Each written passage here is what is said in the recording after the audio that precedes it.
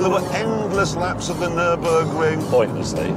And endless tiny adjustments to the steering and the brakes and the exhaust until it was absolutely perfect.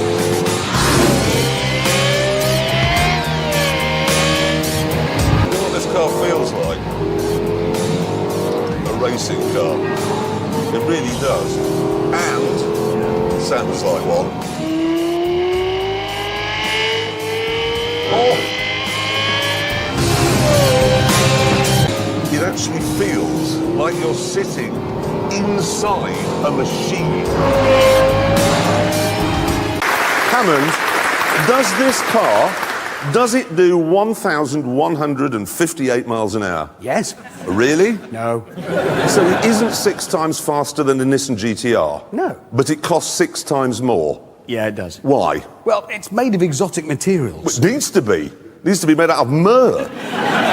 Is this windscreen wiper made out of saffron? No, but there's a lot of carbon fibre. Hammond, my bog seat at home is made out of carbon fibre. It didn't cost 340,000 quid. Honestly, I just don't understand this car.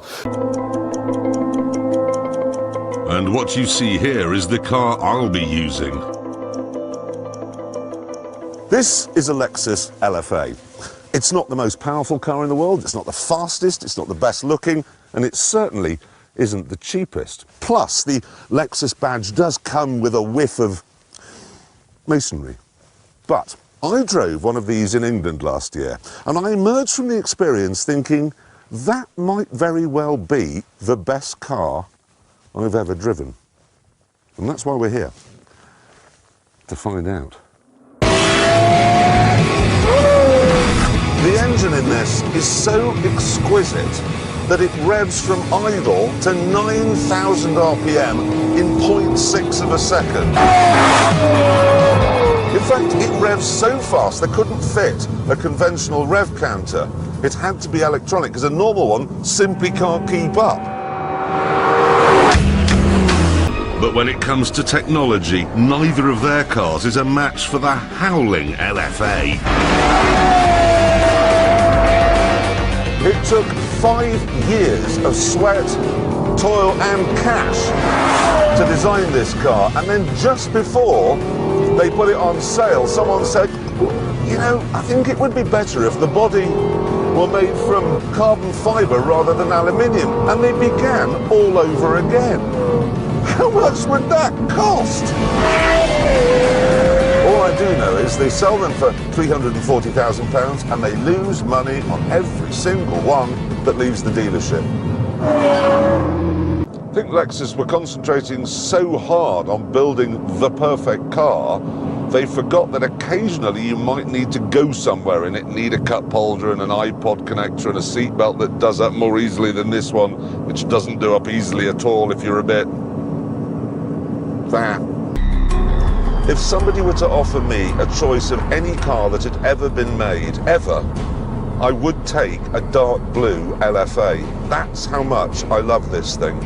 I mean, yes, there are faults. The petrol tank is too small. The seatbelt is idiotic. And joking aside, I would like a cup holder. But the rest of it is so exquisite. I'm going to say it. It's the best car I've ever driven. It really is.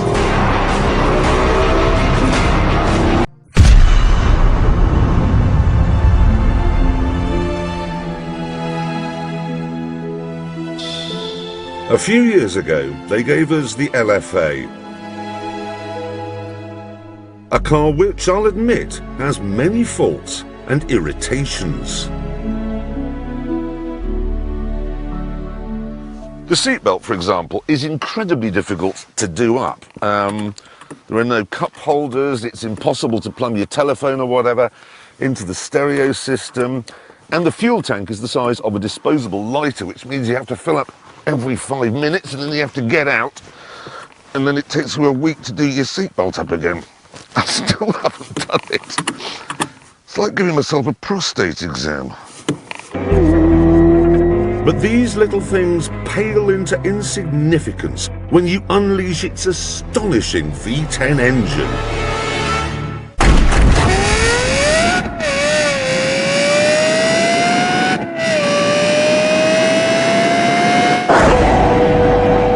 produces 552 horsepower.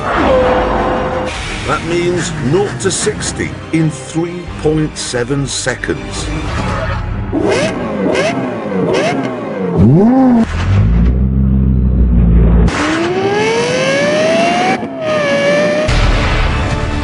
It also means a top speed of 202, and even more amazingly, it revs from idle to the red line in an almost unbelievable 0.6 of a second.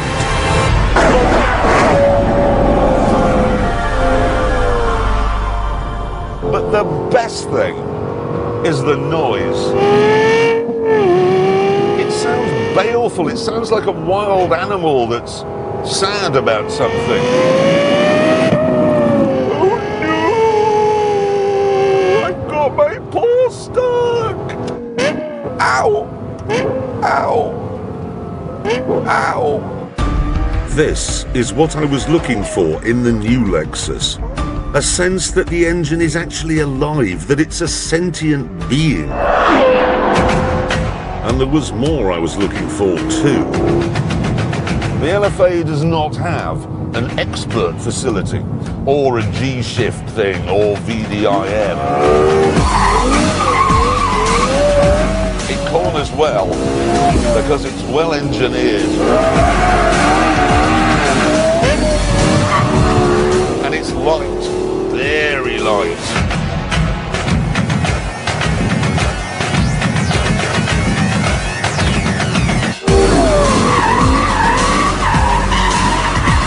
I love the way that it feels so violent and raw.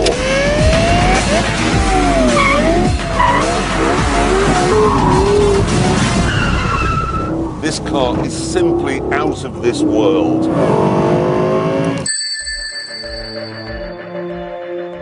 And look at the difference in styling. See how one looks like that stupid food that's drizzled in jus and served on a bed of stupid beans to idiots in overpriced restaurants. And the other is as simple as a freshly picked blackberry.